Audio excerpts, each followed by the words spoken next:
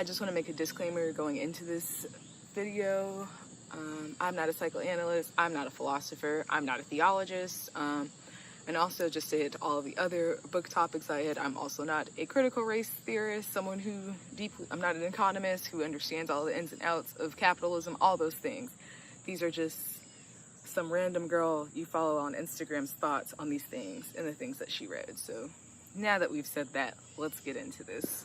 I also just want to say this is going to be very jumpy, this video, just because, one, this is the first one that I'm kind of just filming in my backyard, like I said, and also this is my first go at philosophy and stuff, so I just, you know, have to break this down the best I can in my own little brain, because, you know, yeah. And another disclaimer about, I'm going to put before all books that I do that are, like, technical, essential text of philosophy, is that you have to keep in mind when you go and read these and you're talking about these, that these are very white, straight men, most of them. So, like, they do exclude the atrocities of, like, racism, homophobia, transphobia, fatphobia, all of that type of stuff. You're not going to find these type of assessments in these books, although they do, like, get at, like, they just get at your core humanness. There's no analysis of just like this book here is a lot about capitalism. It's not going to ever touch at any point that capitalism is ultimately rooted in a racist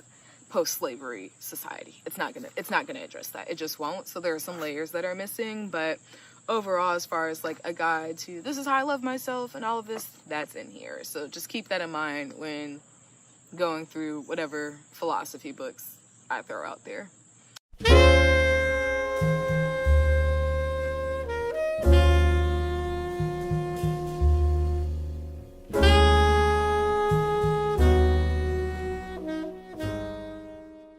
Is going to be on Erich Fromm's The Art of Loving.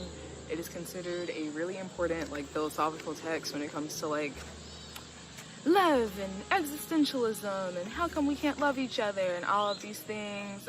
It's pretty dense content, as most philosophy things are. The general basis of this book is that Erich Fromm, who is super duper philosopher, more so regarded as a psychoanalyst than like a philosopher, approaches the topic of love and people loving each other and a lack of love in a market-based capitalist society, from the approach of treating it like an art, as in you have to like practice at it, people need to master it, people need people to teach them how to love, all those type of things, and like looking at art in a very old sense also, like more so in the sense of like apprenticeship, like a carpenter, like back in the day, you know, if you wanted to be a carpenter, you would go like at the age of 12, whatever, maybe younger, again, not a historian, not a whatever, and you'd go and study under this master carpenter until, you know, you became a master carpenter. That's how he approaches like art and creativity also, as far as being like, you need to master this art, and in this case of this book, love being the art. And he also says that the largest driving force of searching for love is this idea of existentialism, as like you being born from your mother, from their womb, basically hurdles you into the realm of existentialism, which is this feeling of man's incessant feeling of separateness, of needing to feel a part of someone else once you're detached from your mother, and that love is ultimately the cure to existentialism, to human existence, to that separateness, that's what we need to be searching for, or not necessarily that we need to be searching for, but that's what people are searching for as a cure to existentialism. In Erich Fromm's words, like, love is kind of this cure to existentialism if we can master not pseudo love, but what he defines as love, which I'm going to get into now. He starts by breaking love down into a theory, as far as like he takes away the meaning of love, of how we kind of comprehend it in like this capitalist view, is just like I am constantly searching for another person, which in turn becomes a product that is good enough to suit me and is worthy enough to suit me, and like worth being the definition of like monetary value in like a capitalist society, whether it be we're not looking for people who are like enriching our soul or anything like that, but more so, can they keep a roof over my head, can we bear children to continue this prodigal line or whatever to keep making money for generations to come. He like sorts it into this thing of just like, we're looking for people that can help us secure and keep our power, as opposed to people who are like enhancing our soul. And that's ultimately where love is like in a super awful place right now because of is this capitalist view of love. That's where he starts like this theory of love. And he also refers to it, this view of love as being pseudo love. It's this love that has been mass produced and pushed out to us like by mass media, capitalism, professional politicians, and these people that we idolize.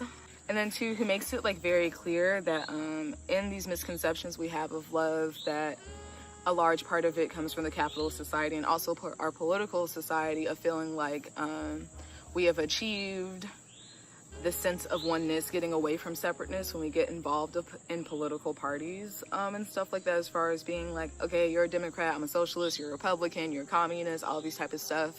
But instead it's just going from one larger group of like herd thinking in capitalism and making mass products to just going to one smaller group within the large groups and still internally being like a cog within the system. So not really developing any sort of individuality. You're still just a part of this one herd identity.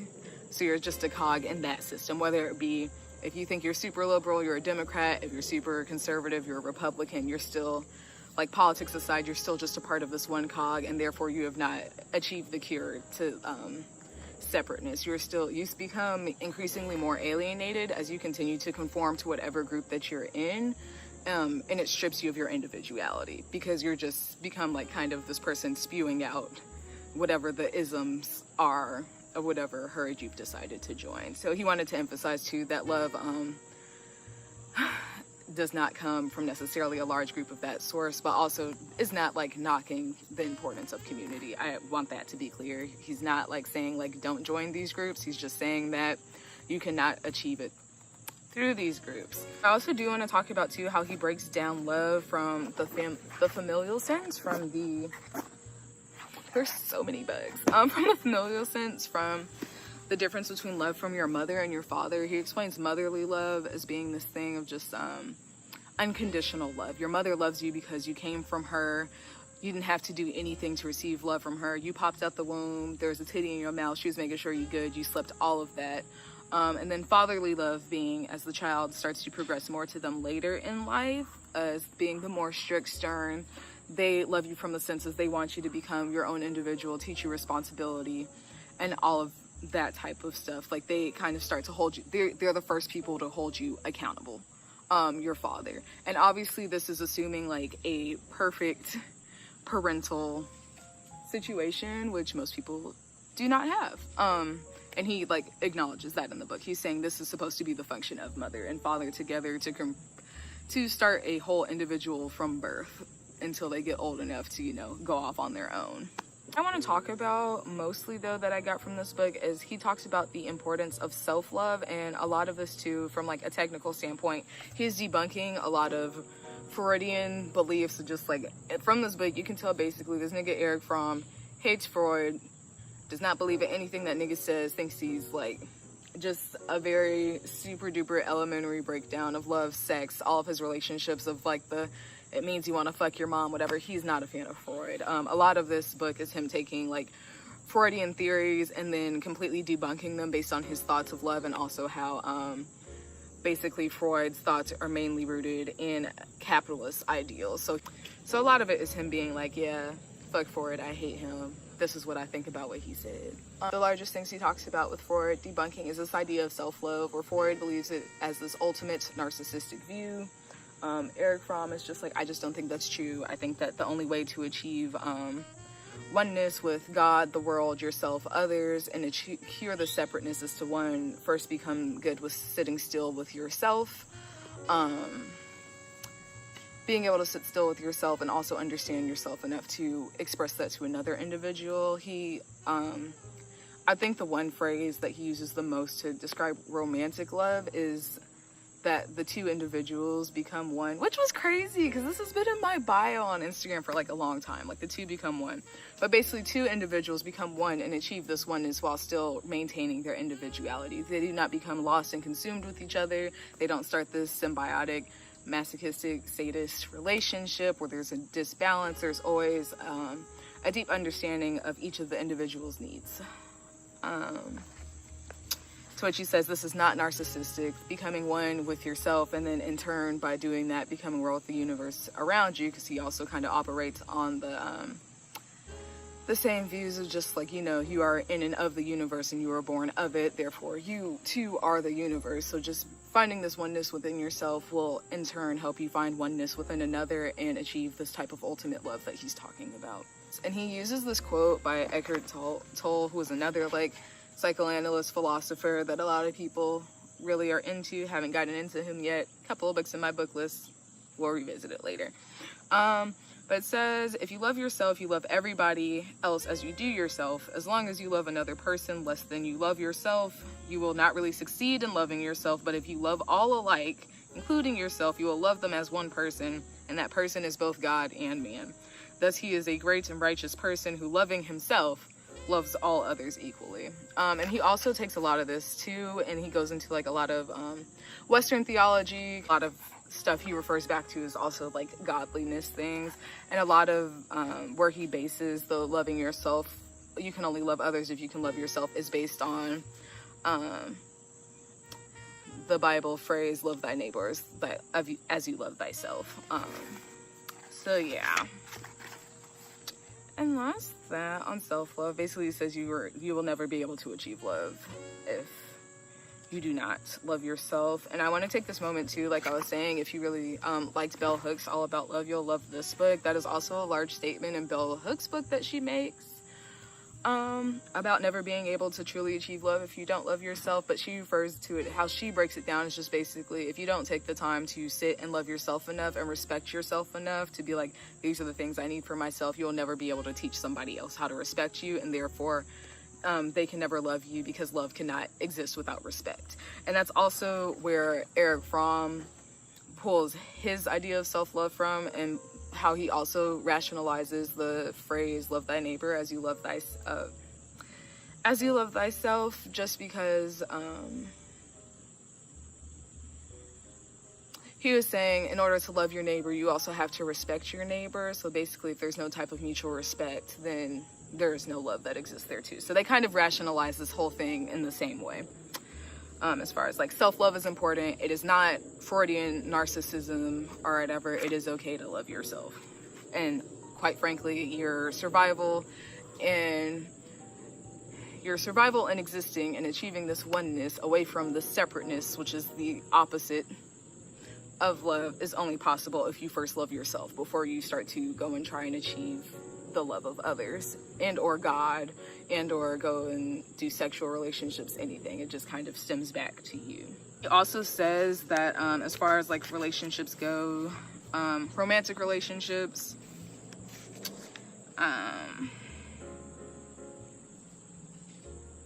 is that you have to learn how to communicate, but before, same thing with self-love, before you can even do that with another person, you have to be able to do it with yourself. And that he specifically says that love is only possible only if two persons communicate with each other from the center of their existence, hence if each one of them experiences himself from the center of his existence. So like basically you can't talk to somebody else if you don't understand your core reason for being, your existence and stuff. And he also makes an important note that love is this moving thing. It is not something that you find with someone and then that's it, that's love. Like you found it, you did it, yay. Existentialism, I know how to live forever, I get philosophy. He was saying that much like you are a moving object, you continue to evolve by yourself, and all of that love continues to evolve, which is why love is an action. You have to continually work at it, and which also goes back to this whole thing of just the art of loving. Art is something you have to consistently work at. Creativity is something you have to consistently work at as you evolve, and so is love. So you cannot become complacent in it or lazy in it. He relates love also to a lot of ideals of discipline, of just, you know, like can't stop, won't stop, but also being important that your discipline is coming from a soul aspect and not like a capitalist aspect of productivity and just like, well, I have to do this, and like discipline being this painful thing, but more so discipline being this loving thing of just like you do things you love every day. Like you take your morning run, you make yourself a fried egg in the morning, You paint yourself a picture. You journal every morning, seeing the discipline as you do this thing every day that you enjoy, and approaching love from that disciplined state, and not one of capitalism and just like, well, I have to go to work and work for this man I hate, or I have to make money to pay my bills so that I continue to live. You can't look at it from there. You push that idea away. And also he talks a lot about, as far as his guide to making it to the self-love, to ultimately get to love of another person, that you becoming one. Well, he starts with the oneness of, he says that the ultimate answer to that is meditation. You just need to sit. He prescribes sitting for at least 20 minutes a morning and night, just meditating, sitting with yourself. And he's talking like pure meditation, like pure silence, like no fancy meditation music, no stretching, like literally just laying or sitting. Well, not laying down, because he also makes an important distinction about being fully awake, when you're fully awake, and fully asleep when you're asleep, so your body properly rests so that you can properly be active in your day, and therefore properly love, because love is in action. So he says to make sure when you're meditating that you're like, you know, if you've done the meditation videos before, it's like make sure you're sitting upright in like a relaxed state, but also not fully slouching like that. He also says that you should avoid people that aren't on your wavelength. Don't feed your soul, that aren't properly listening to you. They're just kind of causing joy. He says that ultimately too is like a way to lovelessness. You have to get rid of people in your life, which goes back to like self-love and understanding the whole core of your existence thing. The things that you're about, that you want to move forward and progress with. You need to get rid of all the people, especially if they're unchanging. And he was saying too, because this is also about compassion of others and spreading this love throughout the world. And also taking the time to see that they're not changing, and then being like, okay, well, I am. So now I'm going to move on. He really expresses the importance of getting rid of those people. The largest takeaways from it are, he also doesn't give like one answer, like how it's the art of loving. He's not telling you like, this is how you do art, much like nobody can tell you how to do art. Like he's just saying, this is what I've come to know, this is what I've learned, and I'm a psychiatrist, psychoanalyst, this is what I've seen in patients, all of this is what he's saying. But I think the largest takeaways from the book, the two biggest things are, as we keep hearing over and over from most texts about love, you cannot love someone until you love yourself. It is impossible, simply for the fact that you lack respect for yourself, therefore you lack respect for the world, and you cannot respect another individual and love them. And two, also he acknowledges that while all of his views on love are excluding a capitalist view, and he basically says that we will not be able, very few, like 0.00000000000000000 1.5% of people in the world will be able to achieve this sort of like really extreme, powerful, actual, not pseudo love, as long as we live in a capitalist society. You thought this was going to be a cute video of me talking about love, but it's really me saying down with capitalism. And that's what Erich Fromm is saying too, that love will not be able to exist in this capitalist society. Basically, we're not able to do these things as long as we live in like this productivity-based, market-based, everybody goes and works for the man, money, power-based system. It is like only a very few, very, very few select individuals will be able to do it. But he also, leaves it on, I won't say optimistic note, but he leaves it on this very realist note of just like, but that is also the power of love, and one of the important tenets of love being faith, that you have to believe that it can change, so that, if we start this cultural and conscious awakening of that love is this, then maybe we can dismantle those systems together, but also that he understands the complexities of these systems of just, how can you tell someone like, I love you, but I'm about to take down this business that you work in, and then you and your family won't be able to eat for God knows how long, so he also like acknowledges those things too. All in all, this book was great. I really enjoyed it. I really enjoy texts like this. Like I was saying, if you like bell hooks all about love, I think you would really enjoy this book. A lot of the same things addressed, and both basically inherently at the end are just like capitalism will be the death of us as a society, with love. Yeah, I think it was great. Like I said, I'm sorry if the analysis wasn't that in-depth, and you'll probably see that when you read it, just because this is my first attempt at like philosophy as a whole, so this is kind of a lot for me to digest, especially over the course of like 2 days of reading it. But yeah, I do recommend. It was really good. Thanks for watching. The videos in the future will be better than this. I'm trying to figure out what the setup will be, so yeah. But yeah, thanks. I hope you read it. If you read it, tell me about it in the comments. If you've read it before, tell me what you think. If you think there are some things that I missed in the video, because like I was saying, this is kind of a dense text for me, I would like to know.